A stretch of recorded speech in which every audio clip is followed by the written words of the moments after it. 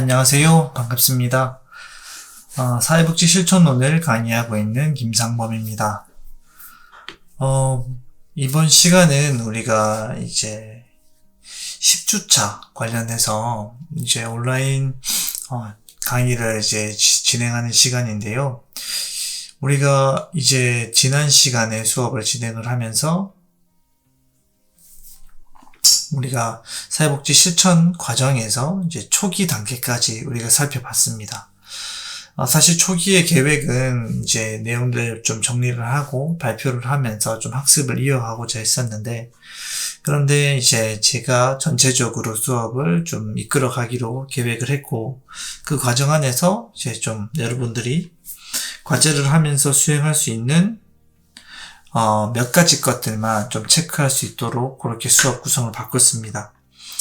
그만큼 수업 내용에 있어서 좀 더 직접적으로 탐구해 볼 시간은 많이 없지만 제가 오프라인 시간에 나눌 수 있는 것들을 좀 많이 준비해 가지고 그래도 좀 의미 있는 시간 보낼 수 있도록 노력해 볼 테니까 같이 좀 따라와 주시면 좋겠습니다. 제가 이제 지난 시간에 초기 단계를 하면서 초기 단계에서 우리가 살펴봐야 될 과업으로 대표적인 것이 이제 면접과 그리고 조사 그리고 사정, 이것이 대부분의 이제 내용이었죠.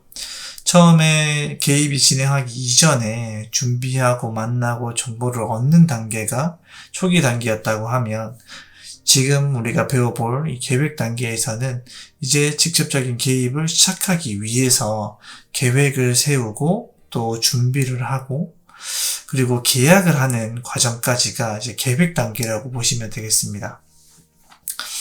일종의 탐색이 초기 단계였다고 하면 이제 계획을 하는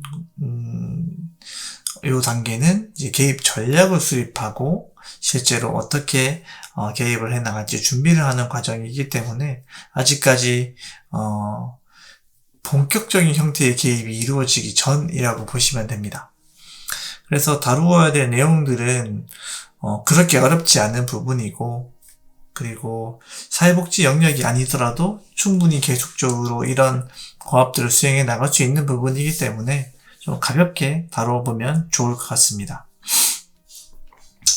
우리가 이제 배워볼 내용들을 좀 정리를 하면, 먼저 목표에 대해서 먼저 얘기를 해볼 거고요. 다음은 이제 사회복지사의 임무와 역할, 이렇게 또 구분을 해보도록 하겠습니다. 이게 이제 정확하게 계획 단계에서 이루어지는 주요 활동이 무엇이냐가 여기 목표에 해당하는 내용이라고 볼 수 있겠고요. 그리고 이 목표를 수행을 하면서 사회복지사가 해야 하는 임무 그리고 역할들을 여기에서 또 다뤄보도록 하겠습니다. 그리고 이제 사회복지사가 이 단계에서 하게 되는 주요한 기술들은 어떤 것이 있는지 살펴볼 건데요. 이게 어떤 핵심적인 기술이라고 하기보다는 이게 요 단계에서 해야 하는 어떤 팁, 이렇게 이해를 하시는 게 좋을 것 같아요. 거창하게 어떤 사회복지사가 다루는 핵심적인 스킬들보다는 이런 단계를 진행하기 위해서 다 필요한 어떤 노하우 정도라고 이해를 하시면 좀 적절하지 않을까 생각이 됩니다.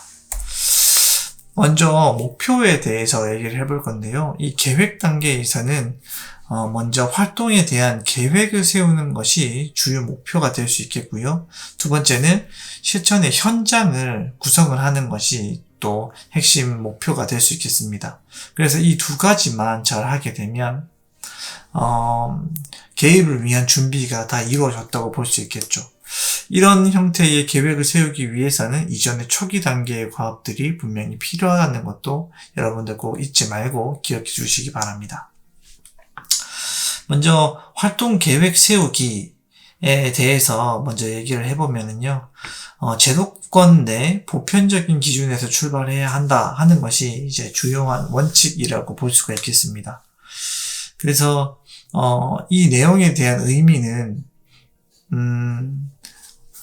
어떤 계획을 수립하고 전략을 설정을 하고 그 개입이 이루어지는 정도의 개입 방법들을 세울 때 그 수준이 좀 일반적인 수준에서 이루어져야 한다는 거죠.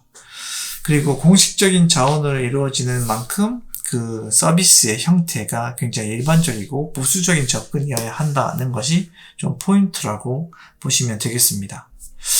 여기에 대해서 좀 간략하게 말씀을 드리면, 일단은 사회복지의 재원이 국민들의 세금을 통해서 진행이 된다고 볼 수가 있겠죠.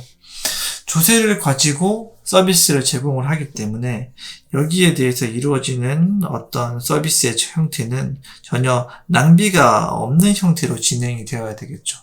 그래서 이것을 확인하기 위해서 이제 평가나 점검을 시작하게 되는데, 이 평가나 점검의 영역 안에서 이 낭비가 있었는지 없었는지를 확인하는 이런 작업들이 이루어지게 됩니다.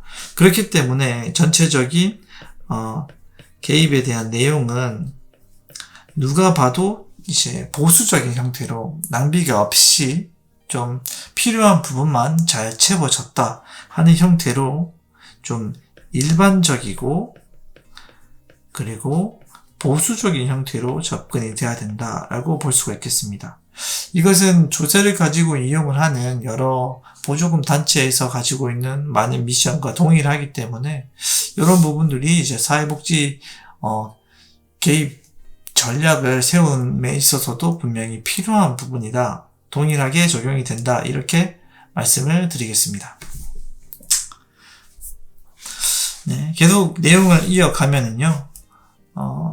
두 번째는 이제 클라이언트의 자원 상황을 파악해야 한다는 것이 이제 주된 내용이 될 수가 있겠습니다.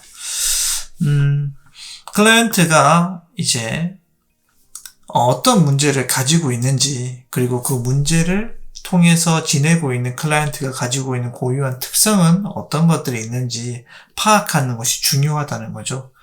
개입의 대상이 지역사회에 해당할 경우에는 그 지역사회의 문제나 어떤 지역사회의 특성도 함께 파악을 해야 되겠죠.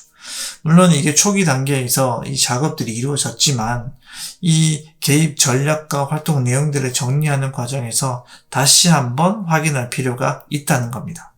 그리고 개입 전략을 수립해 나가는 과정에 있어서 충분한 자원이 마련되어 있지 않은 경우에는 이렇게 외부 공모 사업을 통해서 자원을 좀 확보하는 경우도 있기 때문에 클라이언트의 자원의 상황을 파악할 필요가 있다는 것을 조금 기억해 주시기 바랍니다. 다음은 이제 클라이언트의 동의인데요. 계획된 개입 전략은 클라이언트의 동의를 통해서 결정적으로 제공이 될 수가 있다.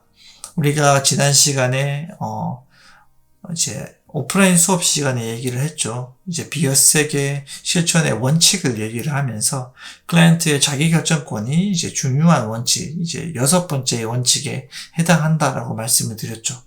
그만큼 사회복지사가 어떤 진단과 여러 가지 자원들을 고려를 해서 이런 개입 전략을 수립했지만 이것이 결국 제공되는 이 결정적인 부분은 클라이언트의 동의하에 진행이 되는 것이고요. 아무리 이것이 필요하다고 해도 강압적인 요구를 통해서 지원이 이루어져서는 안 된다는 건 꼭 여러분들도 기억해 주시기 바랍니다. 다음은 사회복지사가 세웠던 이 개입 전략에 대해서 클라이언트의 합의가 끝나면 이제는 개입이 진행될 순간만 남게 되는데, 그 전에 내가 사회복지사가 근무하는 기관의 어떤 승인을 받을 필요가 있겠죠. 사례 관리를 시작을 했고 이런 정보에 의해서 이렇게 계획을 수립해서 진행을 한다는 것을 이제 기관의 승인을 얻어야 진행이 될 수가 있는데, 지속적으로 이전에 어떤 사례회의를 통해서 개입의 전략과 방향들을 충분히 논의해 왔다면 이런 기관의 재가는 충분히 잘 이루어질 수가 있을 것입니다. 그런데 만일 사회복지사와 클라이언트가 충분히 합의를 하고 진행을 하고자 클라이언트가 동의를 했는데 결정적으로 기관에서 승인이 나지 않게 되면 클라이언트와 합의했던 모든 내용들을 번복해야 되는 일이 생기게 됩니다. 그래서 사실은 이렇게 개입을 하겠다는 것에 대해서 기관과 충분한 협의가 끝나고 난 뒤에 클라이언트와 동의를 구하는 작업이 이루어져야 되겠죠. 이런 부분까지 좀 단계적으로 고려를 해야 좀 서로가 불편한 일이 없이 진행이 될 수가 있다. 이렇게 좀 말씀을 드리겠고요. 다음은 합의했던 내용, 그리고 프로그램에 적용할 형태와 방법, 장소, 그리고 합의했던 사항, 이 모든 내용들을 문서화하는 것이 필요합니다. 이것은 사실은 사회복지사가 개입에 대한 내용들을 지속적으로 확인하기 위해서 필요한 부분이기도 하고요. 그리고 지속적인 사례 관리를 통해서 개입에 대한 근거를 좀 표현하고 보여주는 책무성을 위해서도 필요한 부분이기 때문에 꼭 이 활동 계획을 세우고, 그리고 클라이언트의 동의를 구하고, 그리고 기관의 승인을 얻고 그 내용들을 전체적으로 문서화하는 것이 중요하다. 요 단계를 꼭 이어가 주시기 바랍니다. 다음에는 이제 클라이언트와 개입을 하고 또 활동을 함께 하게 될 이 실천 현장을 준비하는 것이 목표가 되겠습니다. 먼저 계획했던 내용들을 참여자에게 공지를 해야 되겠죠. 클라이언트뿐만 아니라 클라이언트를 지원하거나 클라이언트를 보호하고 있는 보호자에게도 얘기를 해야 되겠고요. 그리고 이 활동에 참여하게 되는 자원봉사자에게도 이 계획들을 공지할 필요가 있습니다. 이 활동 내용들을 공지하는 것은요, 사전에 이 프로그램의 내용에 대해서 좀 숙지하게 하고, 그리고 또 준비하게 하고, 그리고 거기에 대한 동기부여를 함으로써 나도 좀 적극적으로 참여를 해야 되겠다 하는 동기를 부여하는 의미도 있기 때문에 참여자에게 계획을 꼭 공지를 해야 되고요. 그리고 실제로 이루어지게 되는 실내외의 현장을 준비할 필요가 있겠죠. 실내에서 클라이언트와 활동을 진행을 하게 된다. 그러면 면담이 이루어질 수도 있고요. 간단한 심리 검사나 어떤 교육이 이루어질 수가 있겠죠. 그러면 그 활동 내용과 형태에 따라서 이 공간을 준비할 필요가 있습니다. 실내에서 이루어지는 활동은 대부분 면담, 상담, 회의 정도이기 때문에 이 공간을 준비하고 이 공간을 잘 좀 편안하게 구성하는 게 중요하겠죠. 비어스텍의 실천 원칙 중에서 의사소통과 관계되어 있는 두 가지 원칙이 있었습니다. 그 중에서 이제 의도적인 감정 표현이 있었죠. 클라이언트가 보다 잘 적극적으로 자기의 어떤 생각과 감정과 또 의사결정을 할 수 있는 기회를 주기 위해서 이런 현장을 이제 준비를 하는 것이 계획 단계에서 사회복지사가 해야 하는 내용이라고 볼 수 있겠고요. 실외에서 이루어지는 활동이라고 하면 예를 들어서 외부 기관에서 이루어지는 어떤 프로그램 활동이나 체육대회, 그리고 바자회, 벼룩시장, 이런 것들을 진행할 경우에는 그 활동을 진행할 수 있는 어떤, 공간을 대여해주는 기관에 가서 또 장소를 협의해야 되겠고, 그 현장에서 내용들을 준비하는 것이 또 중요한 내용이라고 말씀을 드리겠습니다. 제가 활동을 할 때, 이제 청소년들을 대상으로 진행을 하면서 그 운동회 같은 것들을 준비한 적이 있었습니다. 이걸 위해서 학교에 가서 이제 비용을 들여서 그러니까 주말에 공간을 마련을 하고, 그리고 이 공간을 세팅하기 위한 여러 가지 이제 사전조사, 그리고 이제 공간 구성, 이런 모든 것들을 좀 준비를 했는데 생각보다 시간이 많이 소요되더라고요. 그래서 충분히 좀 준비를 하기 위한 여유 시간을 확보할 필요가 있겠다는 말씀을 좀 드리겠습니다. 다음은 이제 사회복지사의 임무와 역할에 대해서 얘기를 해보도록 하겠습니다.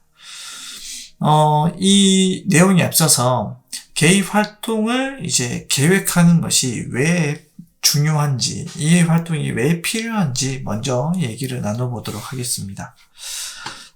활동을 계획하는 것을 꼭 해야 하는 이유라고 하면, 먼저 이 어떤 개입을 해야 될지 명확하게 정해져 있다고 하면 사회복지사나 클라이언트가 미래의 앞으로의 활동 내용에 대한 어떤 불안감을 감소시킬 수 있습니다. 사실 급박하게 진행이 되는 케이스도 있습니다. 위기 상황일 수도 있고 아니면 다른 업무가 많아서 충분히 계획할 수 있는 시간이 좀 없는 경우도 있을 수가 있겠죠. 이럴 경우에는 다른 형태보다 좀 불안감이 강하고요. 명확하게 정해져 있지 않기 때문에 클라이언트에게 미리 얘기를 하거나 설명하기도 어려운 것 같아요. 그래서 당일날 좀 애쓰면서 이 프로그램이나 어떤 개입을 이루어 나가고 있다는 느낌을 좀 현장에서 많이 받게 되더라고요. 저는 그게 굉장한 스트레스였던 것 같습니다. 그래서 어떻게든 좀 짧게라도 한 2주나 한 1, 2회기 정도의 만남과 개입에 대한 내용들은 어떻게든 구성을 해서 미리 공지하고 좀 진행을 하는 것이 좋다는 생각을 하고 있습니다. 다음은 이제 미리 활동 개입에 대한 계획을 세운다는 것은 합리적인 기술을 제공할 수 있습니다. 사회복지사가 어떤 역량을 가지고 있고 우리 기관에 어떤 자원이 있는가를 미리 파악할 수 있기 때문에 클라이언트가 가지고 있는 문제를 해결하기 위한 가장 최적의 어떤 대안들이나 전략들을 만들 수가 있다는 거죠. 그렇기 때문에 이제 활동 계획을 꼭 세워야 한다라고 말씀을 드리고 싶고요. 그리고 미리 기관과 합의해서 계획을 세웠기 때문에 이 개입 내용의 준수에 대한 책임성을 높일 수 있습니다. 기관에서 훨씬 더 책임을 지고 또 이 공간과 이 자원을 미리 확보하고 이것들을 안정적으로 제공할 수 있도록 준비를 한다는 거죠. 무엇보다 미리 어떤 내용들이 개입이 될지 클라이언트가 알게 된다고 하면 더 적극적으로 클라이언트의 참여를 좀 높일 수가 있다. 이렇기 때문에 우리가 계획 단계에서 활동 계획을 충분히 세우고 이것을 미리 보여주고 안내하고 설명해야 한다라고 말씀을 드리겠습니다. 활동 계획 세우기에서 사회복지사는 어떤 임무를 가지게 되는가, 여기에 대해서 먼저 얘기를 해볼 건데요. 먼저 이제 목표 설정을 해야 됩니다. 초기 단계에서의 어떤 사정을 통해서 잘 목표가 설정이 됐다고 하면 이제 클라이언트와 함께 이것들을 합의해야 되겠죠. 클라이언트가 어떤 대표적인 문제를 가지고 있고 이것을 해결하기 위한 구체적인 어떤 방법들이 충분히 있다고 하더라도 클라이언트가 부담스럽지 않는 상황에서 클라이언트가 동의한 형태의 내용들을 좀 제공을 해야 되는 것이 좀 중요하게 생각해야 되는 임무라고 볼 수 있겠고요.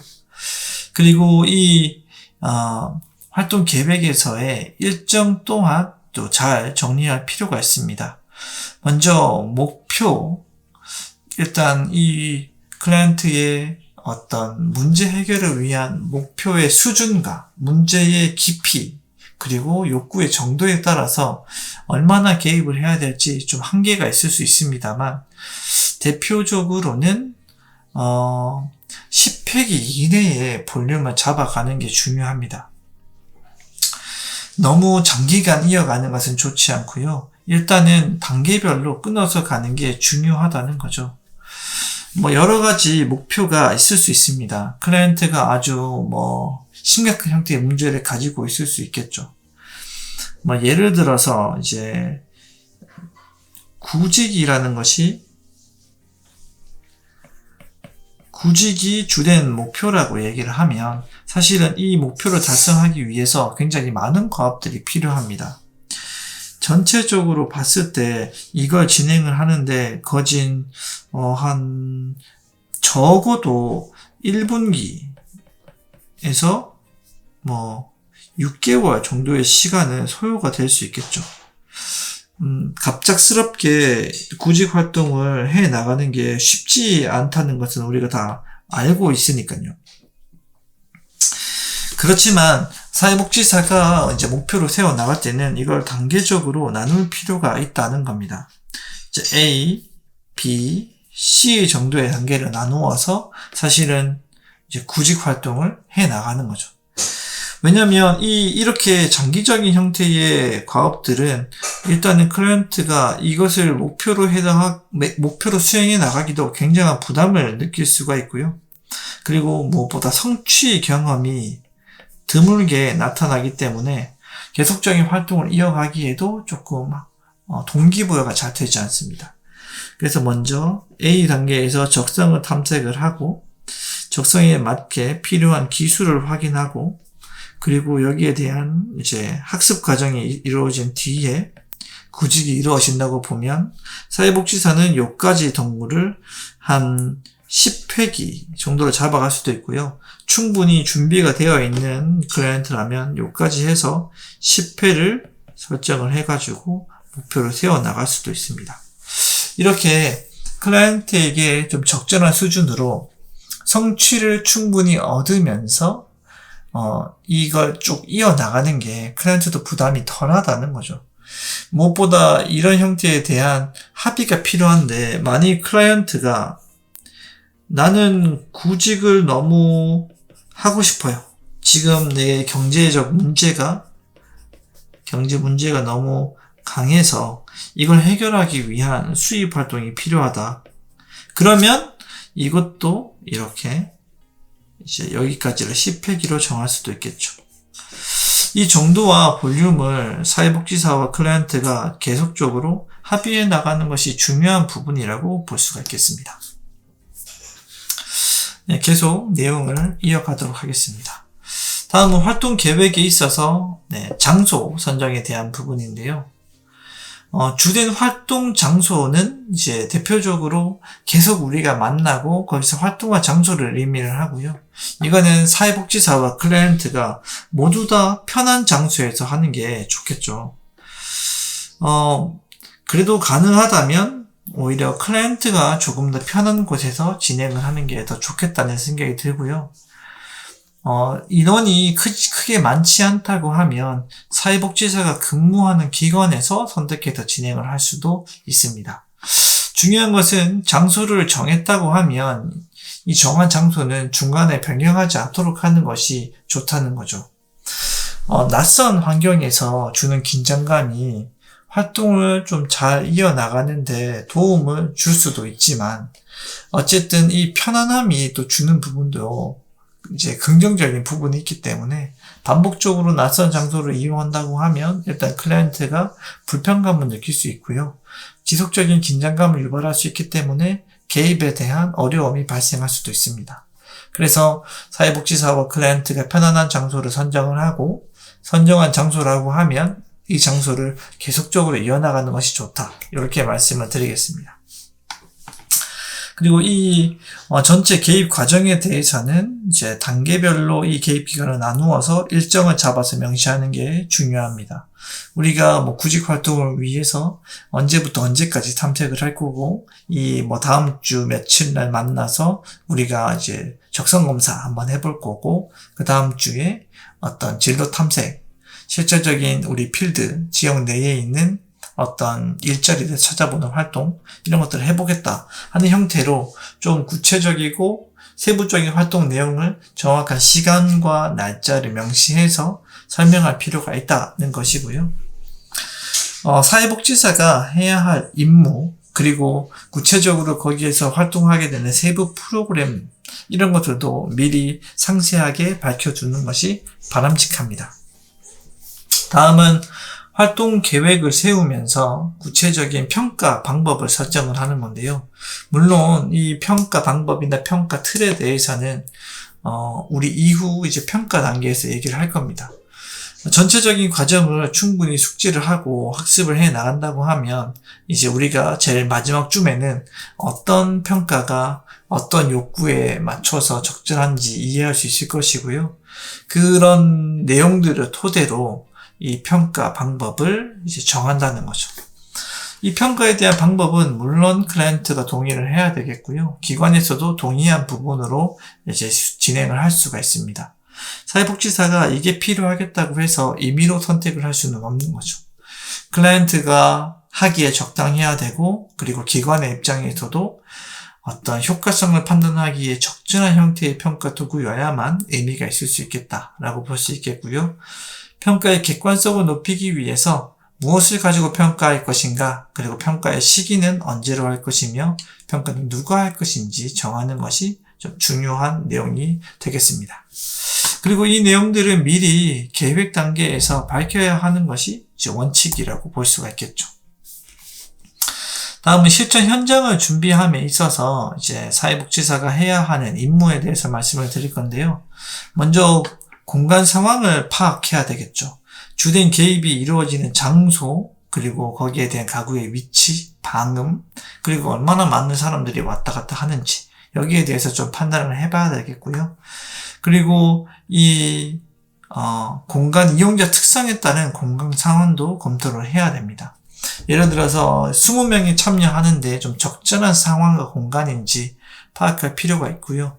그리고 혹시 장애를 가지고 있는 대상이라고 하면 이게 휠체어로 타고 일어나서 이동해서 들어오는데 무리가 없는지, 그리고 그 공간 내에 테이블이나 의자가 휠체어가 이제 다니는데 방해가 되진 않는지, 이런 것들을 이제 이용자의 성향에 맞게 공간을 파악할 필요가 있다라는 거죠. 그리고 외부 기관 장소를 이용을 할 때에는 공간을 제공하는 사람의 욕구와 바람들을 좀 확인할 필요가 있는 거죠. 여전히 이제 장애인들 또는 특히 정신증을 가지고 있는 클라이언트 같은 경우에 그런 분들에 대한 편견이나 선입견이 있는 사람들이 많습니다. 그래서 본인의 건물이나 본인의 시설에 그런 사람들이 이제 나단이 있는 것에 대해서 좀 불편감을 느끼고 있는 사람들이 있을 수 있겠죠. 물론 설득을 하고 설명을 하면 그런 공간도 나쁘지 않겠지만, 그 이용자가, 클라이언트가 그 공간을 이동하는 중에 그분과 만나게 됐을 때 그 반응들이 클라이언트를 더 불편하게 할 수가 있기 때문에 미리 어떤 성향을 가지고 있고 어떤 불편감을 가지고 있는지 확인할 필요가 있다라는 거죠. 이런 부분까지 좀 고려를 해야 한다라고 말씀을 드리겠습니다. 다음은 이제 효과적인 의사소통을 위해서 공간에 어떤 특성이 있는지 좀 말씀을 드리고자 이 자료를 준비했는데요. 일단은 방음이 잘 돼야 되겠죠. 비밀 보장이 되어야 합니다. 그리고 좀 안전해야 되겠죠. 그리고 이제 이 공간이 충분히 아늑하고 편안해야 되면서 클라이언트가 이용하기도 좋아야 됩니다. 그리고 이제 어느 정도 기관의 어떤 특성이 좀 잘 느껴지지 않고 좀 답답하지 않고 뭔가 좀 불편하지 않은 형태의 장소여야 되고, 그리고 여러 사람들이 좀 활동에 방해가 되지 않는 것이어야 한다는 거죠. 그래서 이런 내용들을 토대로 이제 우리 챗GPT한테 요 이미지를 좀 구성해서 만들어 달라고 얘기를 해봤습니다. 그렇게 얘기를 했더니 이런 형태로 구성을 했네요. 보기에 조명의 톤이나 의자의 배치 색감이 굉장히 좀 편안하게 느껴집니다. 이렇게 쿠션이 있는 의자 충분히 좋다고 생각을 하고, 무엇보다 이렇게 기역자 형태로 이제 배치가 되어 있는 것이 조금 더 이야기를 주고 나누기에 덜 부담스럽다는 거죠. 다만 이렇게 낮은 책상은 오히려 불편감이 있을 수도 있어서 조금 더 편안한 활동이 되기 위해서는 좀 다리가 보이지 않는 테이블을 구성을 하는 것도 좋고요. 그리고 이 문 자체도 이제 안에 활동이 하고 있음을 보여주는 문이면 좋고, 이런 상담에 대한 문구가 보여지는 문이면 좋겠죠. 물론 이 문은 밖에 표시가 돼야 되겠죠. 이런 부분들이 좀 잘 고려돼야 되고, 보통 이럴 경우에 누가 사회복지사가 어디 자리에 앉냐라고 봤을 때 사회복지사가 여기 문과 가까운 쪽에 앉는다는 것이 이제 기본적인 툴이라고 보시면 됩니다. 어떤 위기 상황이 발생할지 모르니 사실은 사회복지사가 더 빨리 이동하고 나갈 수 있는 장소로 구성을 해야 된다라는 것이 좀 편안하게 설명되고 있는 내용이라고 볼 수가 있겠습니다. 그래서 이런 형태의 분위기가 좀 사전에 조사가 돼야 된다라고 말씀을 드리겠고요. 다음은 사회복지사의 이제 역할에 대해서 말씀을 드리겠습니다. 계획 단계에서의 사회복지사는 당연히 계획가의 역할을 수행을 해야 되겠죠. 여러 욕구와 자원을 함께 고려해서 제일 효율적이고 효과적인 개입이 이루어질 수 있도록 노력을 해야 되겠죠. 그리고 이 어떤 개입의 목표와 활동을 구성을 함에 있어서 충분히 인간 중심적이고 또 인권적인 차원에서 이게 수립이 돼야 된다고 보시면 되겠습니다. 그래서 어떤 것이 더 클라이언트를 위하는 것인지, 그리고 어떤 것이 더 복지적인 차원에서 중요한 가치를 더 잘 보장하는 것인지 파악할 필요가 있겠고요. 그리고 좋은 계획가는 클라이언트에게 맞는 적절하고 또 창의적인 형태의 개입 전략이 수립이 되어야 된다고 보시면 되겠습니다. 그래서 이 창조적인 어떤 의미를 지향을 해야 한다라는 것이 좀 중요한 내용인데, 우리가 이런 청소년들을 만난다고 해보면 여러 가지 형태로 접근을 할 수가 있겠죠. 이런 청소년이라고 하면 뭔가 이런 사회복지사의 만남이나 면담, 상담 이런 것에 대해서 굉장히 거부감을 많이 가지고 있는 청소년입니다. 그런데 이렇게 게임에 대한 흥미를 많이 가지고 있는 거죠. 이 친구가 다른 것들은 얼만큼 하는데 게임에 대한 문제를 가지고 있고, 그리고 이제 교우관계도 게임 온라인상에서 이루어지는 교우관계 말고는 적절하지 않다는 거죠.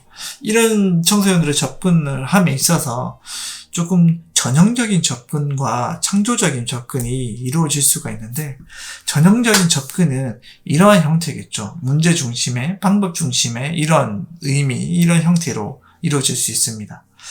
이런 형태로 이루어지고 이렇게 공간을 구성을 하고 개입 활동을 진행을 한다고 하면 이런 분위기이겠죠.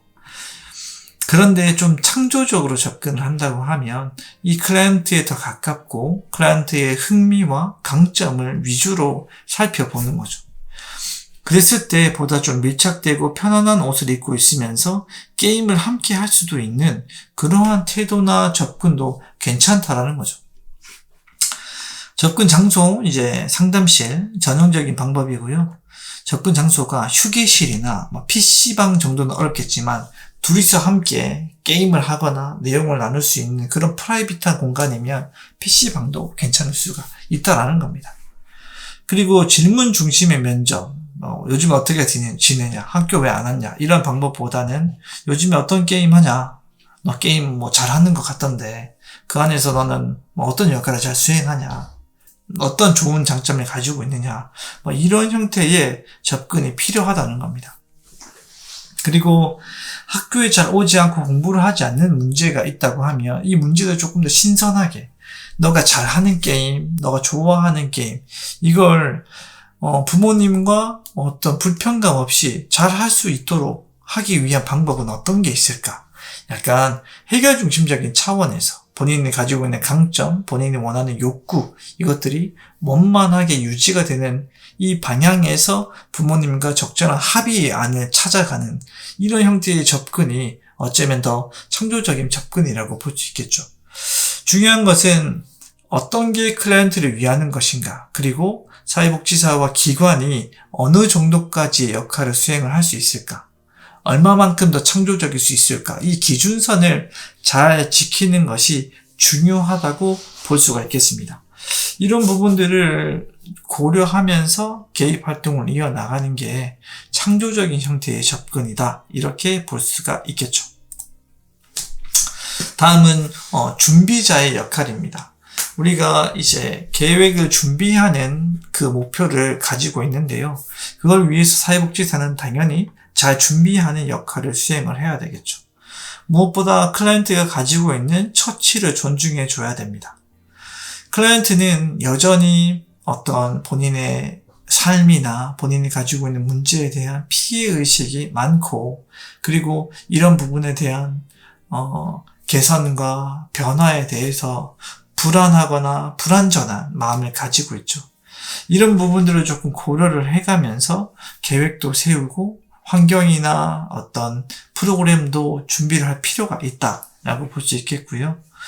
그리고 이루어지는 과정에 있어서 항상 참여자가 우선이 될 수 있도록 하는 분위기를 만들어 놓아야 합니다. 기관 및 자원봉사자 등에게 클라이언트가 어떤 부분에 불편감을 느낄 수 있을지, 또 클라이언트가 이걸 더 잘 수행하기 위해서는 어떤 조력이 필요한지 미리 고민하고 이런 것들을 미리 얘기하고 설명할 수 있는 분위기를 만들어야 되겠죠. 이런 분위기, 이런 노력이 잘 이루어져야 기관의 참여자나 어떤 동료들이 지속적으로 참여자를 배려할 수 있도록 할 수 있는 계기를 만들게 됩니다. 사실 생각해보면 기관의 참여자는 꽤 오랜 시간 동안 이 기관을 자꾸 이제 드나들면서 활동을 하게 됩니다. 한 명의 클라이언트가 오랜 시간 동안 이 기관을 오다 보면 기관에 있는 사람들도 또는 클라이언트도 자기가 어떤 중요하게 보호받아야 되거나 어떤 활동을 해야 되는 존재임을 다 망각할 수가 있다라는 거죠. 그래서 이런 부분들을 미리 고려를 해서 기관이나 자원봉사자가 충분히 미리 확보하고 이것들을 통해서 이 클라이언트를 잘 배려할 수 있도록 하는 것이 준비하는 사회복지사의 어떤 핵심적인 과업들이라고 말씀을 드리겠습니다. 이런 부분들을 우리가 잘 참고해야 한다. 이렇게 말씀을 드리겠고요. 다음은 사회복지사가 계획 단계에서 하게 되는 중요한 기술에 대해서 얘기를 해보겠습니다. 이게 아까 수업을 진행을 하면서 말씀을 드렸듯이 꼭 필요한 스킬이라기보다 좀 고려해 봐야 하는 것 또는 꼭 참고해 볼 것들 이렇게 이해를 하시면 좋을 것 같아요. 먼저 계획을 함에 있어서 핵심은 사정의 결과를 토대로 사회복지사가 개입 방향을 세우는 것입니다. 사정에서 어떤 내용이 나왔는지 충분히 확인을 하고, 물론 사정을 함에 있어서 여러 가지 사정의 틀이 있습니다. 그 틀에 입각해서 구체적으로 클라이언트를 분석하고, 그리고 분석된 클라이언트의 내용들을 토대로 단계적인 형태의 개입 전략을 수립을 해서 프로그램을 구성을 한다 하는 것이 이제 중요한 부분이고요. 활동에 대한 일정은 반드시 클라이언트의 생활, 그리고 기관의 어떤 사업의 내용들을 토대로 좀 적절하게 수립을 해야 되겠죠. 클라이언트도 물론 여러 가지 개인적인 활동들과 또 직업들을 수행해 나가는 사람이기 때문에 이런 것들에 대한 일정, 그리고 우리 기관에 대한 일정들을 모두 고려해서 계획을 수립하는 것이 중요하다. 이렇게 말씀을 드리겠고, 개입 활동 기간은 클라이언트의 문제와 사회복지사의 어떤 근무 여건을 토대로 결정을 하겠고요. 매주 1회 활동을 한다고 하면 개입 기간을 3개월 내외로 잡는 것이 좀 무난하다고 평가합니다. 왜냐하면 이렇게 해야 한 10회기 내외로 정리를 할 수가 있다는 거죠. 지역사회에 기반한 활동은 웬만하면 외부 활동이 많고 외부 사람들에 대한 모임이 많기 때문에 추운 겨울을 피하는 것이 좋고, 어르신들이 참여하는 활동은 봄이나 가을 좋은 날씨 하는 게 좋다라는 겁니다. 이것은 계획을 세움에 있어서 기간을 얼마큼 이어갈 것인가, 그리고 주요 활동이 외부 활동이라고 하면 이 외부 활동이 언제쯤 시작할 수 있도록 계획하는 것이 좋은지 확인하는 것이 이제 좀 중요하다는 걸 말씀을 드리고 싶고요. 활동 시간은 최소 1시간에서 길게는 3시간까지 실시하는 것이 좀 좋습니다. 이건 어떤 내용을 하냐에 따라서 전혀 다르게 진행될 수 있겠지만 참여자들의 나이와 문제 정도를 고려해야 되겠죠. 무엇보다 거의 청소년들 같은 경우에는 예를 들어서 초등학교 저학년이나 중학년까지 정도는 방과 후에 활동할 수 있도록 하는 것이 좋고, 중고등학생들은 주말밖에 시간이 나지가 않습니다. 그리고 주부들은 자녀의 연령에 따라서 2시 또는 아이들이 학원 가고 난 뒤에 이루어지는 5시 정도가 괜찮을 것 같고, 아니면 아예 오전에 진행하는 것도 괜찮은 방법이 될 수 있습니다. 웬만하면 사례 활동은 이제 매주 1회 정도 실시하는 것이 중요하고요. 만일 어떤 근로 활동이 이루어지는 사업이라고 하면 수시로 활동을 계획할 필요가 있겠죠. 준비한 장소와 어떤 내용들은 사전에 알려야 되겠고요. 전체 일정을 공지하는 것이 가장 좋고, 이게 적절하지 않을 때는 이제 매 회에 진행되는 사항들만 공지하는 것도 괜찮습니다. 사회복지사는 이제 기관에 몇 명이 또 누가 참여할지 알려주는 거 중요하고요. 그리고 이런 내용들은 당연히 개인정보를 위반하지 않는 범위 내에서 알려줄 수가 있습니다. 개별 실천에 관해서는 당연히 별도로 다룬다고 보시면 되겠고요. 이런 모든 내용들은 기관에 충분히 알리는 게 중요하고, 모든 계획의 활동들과 실천의 내용들은 회의를 통해서 지속적으로 공유하는 것이 중요한 부분이 될 수가 있겠습니다. 네, 오늘은 계획 단계에 대해서 설명을 했는데요. 여러 가지 내용들을 조금 충분히 다뤘다고 생각을 합니다.